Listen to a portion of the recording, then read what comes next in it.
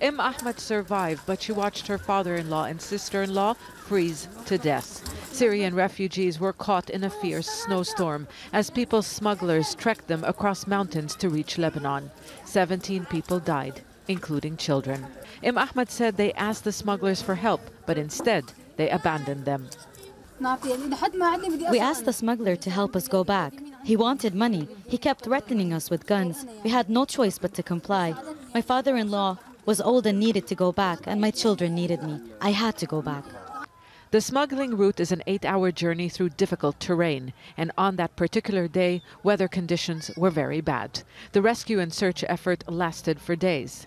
Ahmed is from the city of Bekaa. She went back to Syria because she couldn't afford to treat her sick child in Lebanon's Bekaa Valley. Her 1-month-old girl died in Syria, and Ahmed had to return to her family in Lebanon. Syrians like her can't use government-run border crossings if they don't want to lose their refugee status with the United Nations. It's not just that. I ask the Lebanese authorities to open the border and not charge so much money to those who want to cross legally. They demand we get sponsors, and that costs hundreds of dollars. We are ready to pay the $100 we give smugglers to the government instead. Lebanon, just like Syria's other neighbors, Jordan and Turkey, no longer accepts refugees.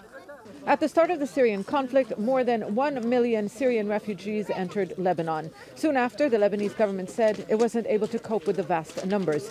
In 2015, it imposed new restrictions, ending its open-door policy for refugees. Some Lebanese politicians have been calling for refugees to return, at least to areas where the war has ended and calm has returned.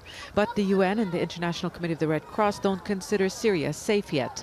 For many refugees, safety is not their only concern. If we go back to Syria, we can't survive. Our homes are destroyed and so are our livelihoods. There are no jobs, so how do we live? At least here we get some help from the UN. Abu Muhammad's father, Jassim al-Khalid, died in the snowstorm, and his nieces, Maryam and Hannah, lost their mother, Aisha al-Musa. The girls need to go back to Syria to be raised by their grandmother, but because they entered Lebanon illegally, the only way back is through the mountains. Zeina, Khodr, Jazeera, Bekaa Valley, Lebanon.